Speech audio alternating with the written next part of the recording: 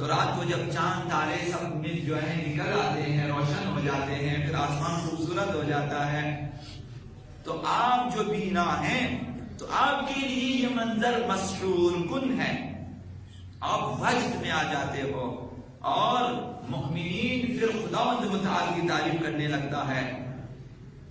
سبحان اللہ العظیم، کس قدر پاک و منزہ ہے خدا جس نے آسمانوں کو پیدا کیا، ستاروں کو پیدا کیا، ستاروں کو روشنی دی اور چاند کو مثلا مومن. تو اندھے کو کیا معلوم ہے؟ تو لہذا وہ جب اس کے پاس معرفت کا وسیلہ نہیں ہے، نظر نہیں ہے، آنکھیں نہیں ہے، بینا نہیں ہے، تو وہ ان خوبصورت مناظر کو آپ اسے کہیں آبشاروں کی تعریف کرو، کیا تعریف کرو؟ اسے آبشار کو پتا ہی نہیں ہے، ابھی دیکھا ہی نہیں اس نے آبشار، اس نے پہاڑوں کی زیبائی نہیں دیکھی ہے. آپ اسے کہیں کہ مثلا کسی کے حسن و جمال کی تعریف، اسے معلوم دیکھا ہی نہیں ہے اس نے. جب حسن و جمال اسے پتا ہی نہ ہو تو کیا تعریف کرے گا؟ تو تعریف بھی نہیں کرے گا. جب تک انسان کسی کھانے کو نہ چکھے اس کھانے کی طرف رغبت پیدا نہیں ہوتی، کھانے کا شوق پیدا نہیں ہوتا. جب انسان کھائے گا تب وہ احساس کرتا ہے یہ کھانا مجھے پسند ہے، یہ کھانا مجھے پسند ہے، میں کھانا چاہتا ہوں، بھاری قیمت دے کر بھی کھانا چاہتا ہے. یہ معرفت کی وجہ سے ہے، کھانے کی لذت کی معرفت ہوتی ہے. جب تک معرفت نہ ہوگی کسی بھی چیز کے بارے میں محبت پیدا نہیں ہو سکتی ہے. تو جب ہمارے پاس محبت دین، محبت خدا، محبت اہل بیت کی کمی ہے، یہ کہاں سے پتہ چلتا ہے؟ عمل سے. جب عمل میں کوتاہی ہے، جب عمل نہیں کر سکتے، سستی پیدا ہو جاتی ہے، اور وہ عمل کا نام سن کر اس کا دل گھبرانے لگتا ہے، اس کا جسم بھاری ہو جاتا ہے، اٹھنے کا دل نہیں کرتا. قیام، قعود، سجود، تلاوت، نماز، جماعت، مجلس محافل، ان میں تکلیف ہوتی ہے، بے قرار ہو جاتا ہے. یہ ان چیزوں کو بوجھ سمجھتا ہے. کس لیے؟ دیکھیں یہ جب عمل کا شوق نہیں ہے اس میں، یہ دلیل ہے کہ محبت نہیں ہے، دین سے محبت نہیں ہے. خداوند متعال کی جو ثابت حیات جو خدا نے دیا ہے، مجموعہ قوانین بشر، ثابت حیات بشر خدا متعال نے بنا کے دیا ہے، اس سے محبت نہیں ہے. کیوں محبت نہیں ہے؟ عمل کی کوتاہی کو دیکھ کر پتہ چلتا محبت نہیں ہے. محبت میں کمی کیوں ہے؟ یہ پتہ چلتا ہے کہ معرفت کی کمی ہے. جب تک معرفت نہ ہوگی محبت نہیں ہے، محبت نہ ہوگی عمل نہیں ہے. حتماً ایسا ہی ہے. محبت میں کمی ہے. اولیاء الہی کو، عوامر المؤمنین کے بارے میں آپ سنتے آ رہے ہیں کہ راتوں کو ہزار رکعت نماز پڑھتے ہیں. کس لیے پڑھتے ہیں؟ تو عوامر المؤمنین نے یہ فرمایا کہ تم مجھے لالچ مت سمجھو کہ میں ما عبدتک خوفا من نارک، جہنم کے خوف سے بنا خوف، یہ عمل نہیں کرتا میں. ولا طمعا فی جنتک، پروردگار تیری جنت کی لالچ میں بھی نہیں کروں گا. میں جنت ٹھیک ہے لیکن میں اس کی لالچ میں جنت کے لیے عبادت نہیں کروں گا، محض جہنم سے بچنے کے لیے عبادت نہیں کروں گا. بل وجدتک اہلا للعبادہ، خدایا تو لائق عبادت ہے. خدا کی معرفت ہو گئی تو عوامر المؤمنین نہیں سو سکتے جب تک عبادت نہ کریں. عوامر المؤمنین کو سکون وہاں فراہم ہے جب سر کو سجدے میں رکھے. جب تک سبحان اللہ جاری ہے علی کو سکون ہے. جب تک قیام و قعود میں عوامر المؤمنین کو سکون حاصل ہے، قرار حاصل ہے. علی کب بے قرار ہو جاتے ہیں؟ جب عبادت سے جدا ہو جاتے ہیں.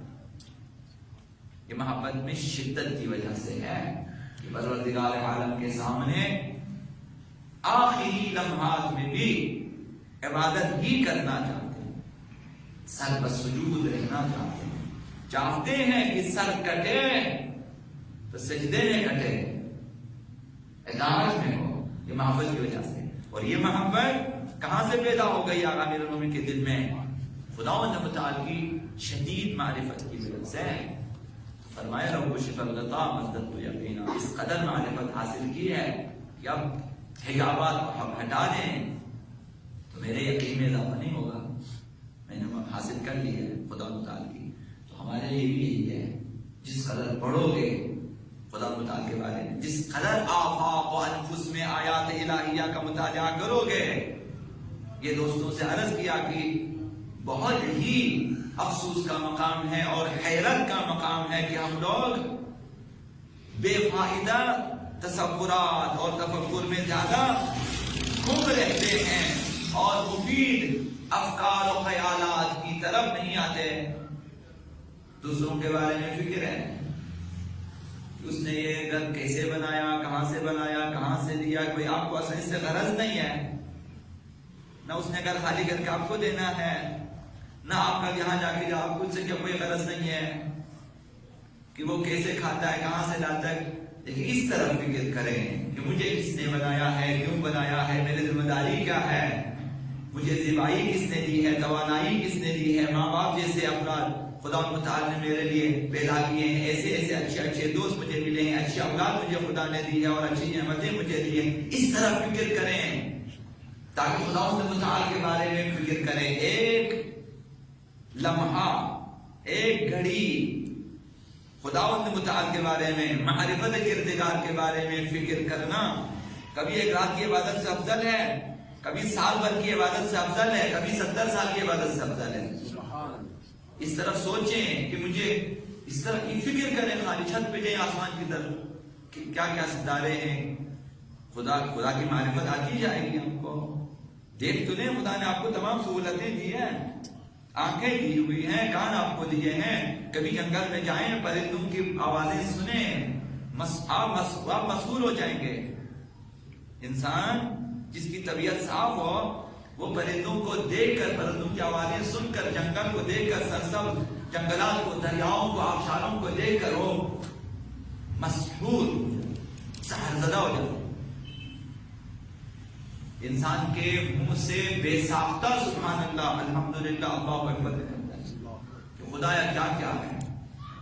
تو خداوند متعال نے فرمایا کہ سنریہم آیاتنا فی الآفاق وفی انفسہم، ہم نے اپنی نشانیاں آفاق میں، کائنات میں رکھ دی ہیں. وفی انفسہم، تمہارے اندر بھی. تو کیوں عقل نہیں کرتے ہو، کیوں فکر نہیں کرتے ہو؟ تو جب فکر کریں گے خدا متعال کی تخلیق میں،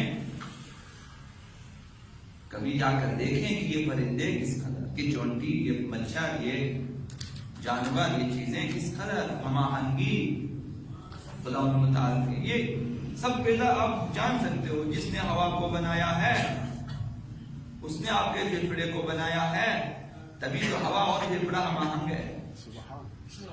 دو خدا نہیں ہے، ایک ہی خدا ہے. جس نے ہوا کو بنایا اس نے میرے پھیپھڑوں کے لیے موافق بنایا. جس نے جانوروں کو بنایا اس نے مجھے دودھ کے ساتھ ہم آہنگ بنایا. میں ان کا دودھ پی سکتا ہوں، میری غذا بن جاتی ہے. ان کا گوشت کھا سکتا ہوں، میری غذا بن جاتی ہے. فکر تو کریں خدا متعال نے کس قدر ہم آہنگ پیدا کیا ہے. جانوروں کے لیے کائنات میں جو غذائیں ہیں کس قدر ہم آہنگ ہے. تو آثار قدرت پروردگار میں غور و فکر کریں، معرفت کردگار بڑھ جاتی ہے اور خدا متعال کے عاشق ہو جائیں گے.